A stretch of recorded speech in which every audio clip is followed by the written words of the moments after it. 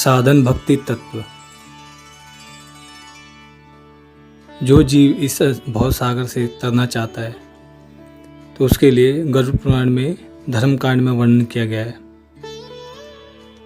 कौन से कार्य करने से जीव इस संसार से मुक्त हो सकता है। तो कह रहे हैं, विष्णुर एकादशी गीता तुलसी विप्र धेनव असारे दुर्ग संसारे षटपदी मुक्ति दायिनी।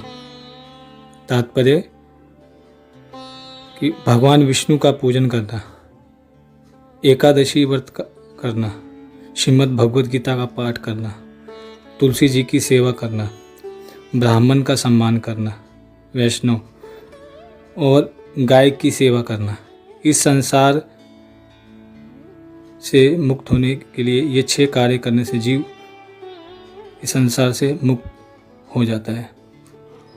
कहने का तात्पर्य है कि विष्णु एकादशी की 6 कार्य ऐसे हैं जिसका वर्णन कर रहे हैं कि जिसको करने से जीव मुक्ति पद को प्राप्त कर सकता है, इस भवसागर से तर सकता है। तो कह रहे विष्णु एकादशी, विष्णु की पूजा करना, आराधना करना, अर्चन करना। एकादशी तिथि आती है कृष्ण पक्ष शुक्ल पक्ष में 2 एकादशी आती है, उन तिथियों को पालन करना, ये भक्ति का अंग है।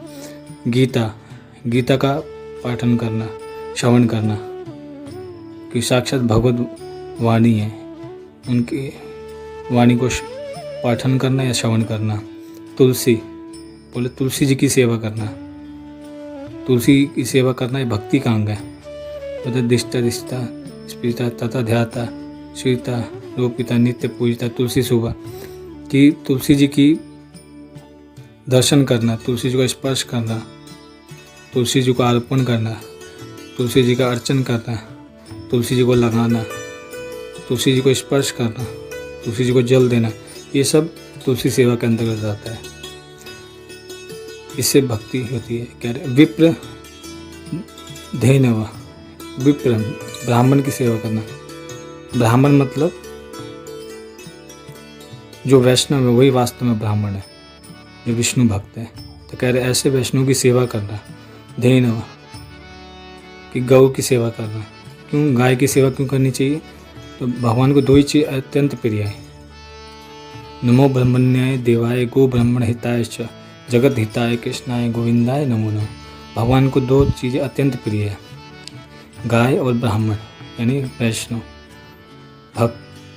तो गाय की सेवा करता है कोई, ब्राह्मण की सेवा करता है, वैष्णव सेवा करता है, तो भगवान से हरि संतुष्ट होते हैं।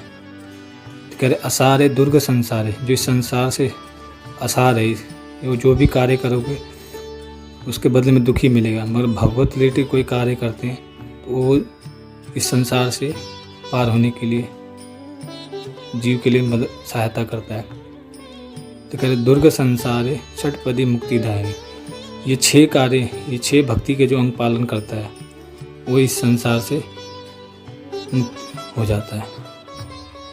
हरे कृष्णा।